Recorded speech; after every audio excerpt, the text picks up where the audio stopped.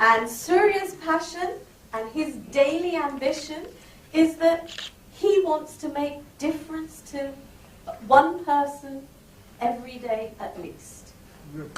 Today he's still to do that, so one of you could be those people that he makes a difference during this conversation.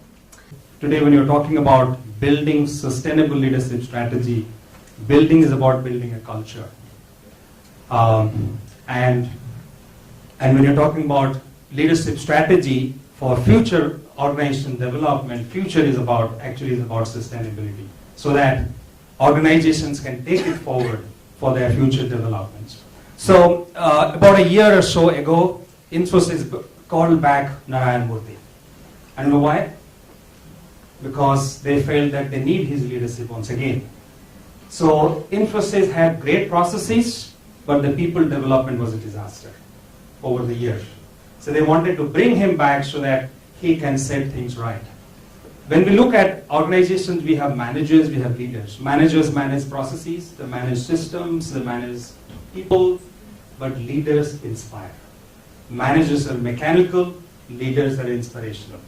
So that's the difference between manager and leader. So that's what organizations need to start inculcating. So what are the elements of this strategy when you're talking about building a sustainable leadership strategy? I think it starts right at the time of hiring. How do you hire the right people? It's about developing. It's about performance management. It's about succession planning. So across this employee life cycle, organizations need to have the right strategies, do the right thing to make sure that they build sustainable leadership in the organization.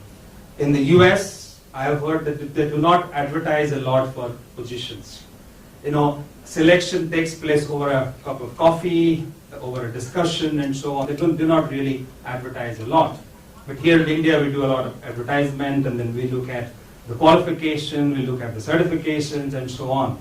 But we really look at the skills that a leader should have. It's about the emotional quotient, it's about the ability to inspire people, and so on. The organizations have stopped looking at them. It has become all about metrics. It has become all about Lean Six Sigma, finances, everything. It's not about inspiring people more. When it comes to developing leadership, I don't think it starts in organizations. It starts in our respective homes. We as parents build leaders for the future. Unless we do that, we cannot expect leaders to evolve and emerge in organizations when they're in their late 20s or early 30s and so on. That cannot happen. So we as parents need to take the ownership of building sustainable leadership at home. How much of challenge you are giving to your child? How much of, Faye was talking about action learning. How much of action learning you are giving your child at home? We just force them to study books. We ask them to score good marks, but do we really we prepare them for future? Do we really prepare them to face the world as they grow up? So, it's a big no-no when we say, can you also send your child for a part-time job when he is going to college? For parents, maybe in India, especially in India, is big no-no. How can my child concentrate on both? But we cannot really prepare leaders like that. We really have to give them the situation. In organizations, I know I'm running out of time. I just have 5 minutes. So coming to, in the colleges, our education system, it's about a few intelligence. It's about arithmetic, it's about logic, it's about linguistic, it's not about the skills that we need on the job, how to interact with people, how to relate to people, how to inspire people, how to deal with people, and so on.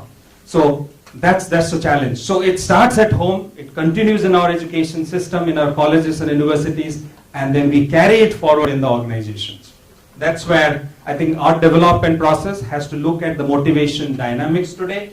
Today, we focus a lot on the areas of improvement. In our organization, we have started focusing on areas of strength. We believe training is to develop strength, and counseling and coaching is to really work on areas of opportunities or weakness. So that's the kind of strategy that we have adopted in Hewlett-Packard as an organization. It's really working well, but I think it's a long way to go. Again, and similarly in succession planning, we have to do the same thing. Like, in the U.S., when the contest for the